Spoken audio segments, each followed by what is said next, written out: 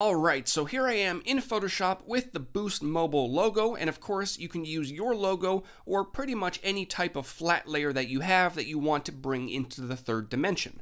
Now, the first thing I'm going to do before I actually extrude this is split this logo into two, because I believe that this section to the left and this section to the right are actually two separate pieces. I could be wrong, but for the sake of this example, we're going to split them up. So to do that, I can easily grab my polygonal lasso tool from the tools bar to the left. I'm going to zoom in nice and close. I'm going to click right about here, click across to make the first slice, and then I'm going to pan down, hold my space bar, pan just like that, click down here, and then slice it right at the bottom, just like that. And then I can zoom out by holding down the space bar and my option key, and then simply click around the perimeter to create the selection, just like that. So I have the selection of the piece on the right separated from the piece on the left, and to make that separation, very simply I can hold down my Command key on the Mac, Control key on Windows, along with Shift, and then press the letter J. That will split those two pieces apart. Now you may see a little bit of white, but as we're going to be extruding it into 3D, you really don't have to worry about that. So now that we have two separate pieces, we need to make our first extrusion. What I want to do is create a selection of one of the two pieces. So I'll create one of the section to the right. So in the layers panel, I'm going to hold down my Command key, Control key on the Mac, and click right in the thumbnail to create that selection. Once a selection has been made, up under the 3D menu at the top, I can choose New 3D Extrusion from Selected Layer. And that's going to take my selected layer and turn it into 3D.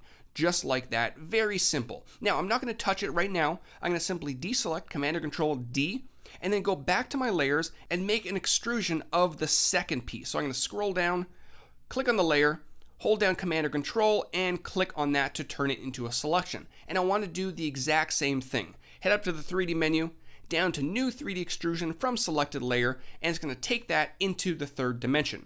Once again, Command or Control D to deselect. Now, if you're working with multiple pieces, you may notice a bit of a problem. If I swivel around, you're going to notice that one, they're not moving together, and two, they're on completely different axes. And that's because the 2D shape was not on the same horizontal plane. So how do we fix that?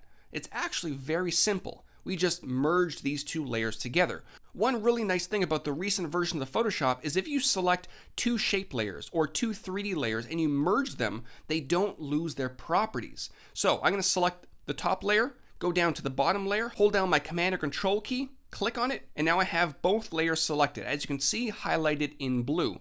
And all you have to do now is merge, Command or Control E. And that'll merge those two layers together and place them on the same axis. It's quite fantastic. So now if I hop into the 3D panel, we now have layer 2 and we have layer 3. If I remember correctly, let me just double check. Layer 2, I believe, was the right section. If I click on it, nope, layer 2 was the left section, and layer 3 was the right section. And those can be moved independently simply by moving the axis just like that.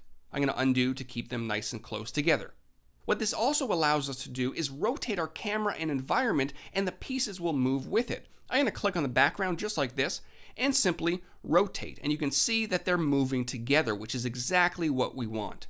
Good, so now that we have an extrusion, we can go ahead and make some refinements. I'm going to click on layer 2, and I'm going to hold down my Command or Control key and click on layer 3 at the same time.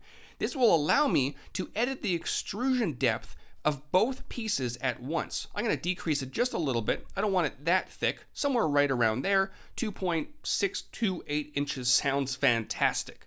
And now the same way we were able to edit both extrusions at once, we can also edit the materials as well. So I'm going to select all these materials. I'm going to click on layer 2 front inflation, scroll down, and then with my Shift key held down, I'm going to click on layer 3 back inflation material. Just like you would select multiple layers at once, you can also select multiple materials as well. And as you can see, they've been all selected. So now any changes you make to the materials of those selected layers will be changed as well. So for this example, I'm going to go up to diffuse, which is basically the color.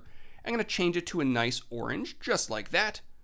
Maybe a little bit darker, more towards the red, press OK. I'm then going to increase the shine, make it nice and shiny, add some reflection, and that should pretty much just about do it. Now to see how things are looking, I can simply press the render button right here, and Photoshop's going to go through, smooth everything out, add those reflections, and add the shadows. And that's looking somewhat decent. It could use a few more refinements, so I'm going to press escape. Now this time I want to only change the extrusion material. So I'm going to click on extrusion of layer 2 right here, hold down my command or control key this time, not my shift, command or control, and click on the extrusion material of layer 3. That will select layer 3 and layer 2, basically both pieces, only the extrusion material. And let's say now I wanted the extrusion to be black. I'm going to click on diffuse, which again is basically the color, and go down to a dark, let's say a very dark gray, and then press OK. Now before we render it, I'm going to make a few little adjustments. I'm going to go back to layers, scroll down to my background layer, and I'm simply going to change the background to a dark gray as well. Somewhere right about there, press OK. With my foreground color set, hold down my Alt or Option key and press Delete or Backspace.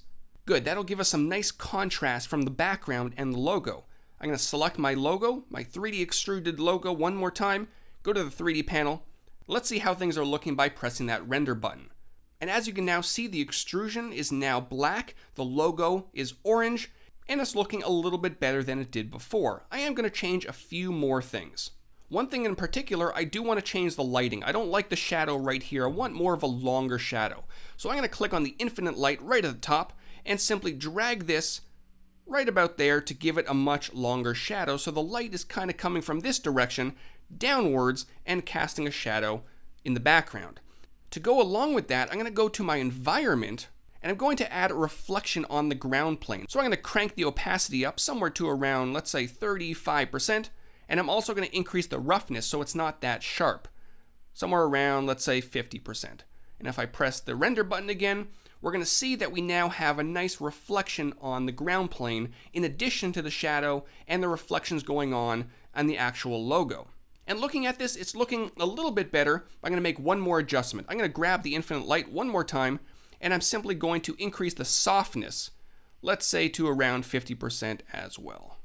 Render it out, and now the shadow in the background is also nice and soft. So we now have a 3D extruded logo of the Boost Mobile logo, two separate pieces which you can move together. Right about there, there's a little bit of a gap, but you can very easily move that together to make them weld into one. And at any point you want to make changes to the colors or anything like that, you can very easily do so. As an example, very quickly before I end this video, I'm going to click on layer 2's front inflation material, go down to layer 3's front inflation material, that's a mouthful, click on the diffuse and maybe make it a little bit darker. Move that down a little bit, press OK, and render that out. And now the color is a little bit darker than it was before. It matches the Boost Mobile colors a little bit better. And that will just about do it. A very simple way to take your flat logos in Photoshop, extrude them into 3D, rotate them if you want to, add reflections, add shadows, pretty much customize it exactly the way you want it.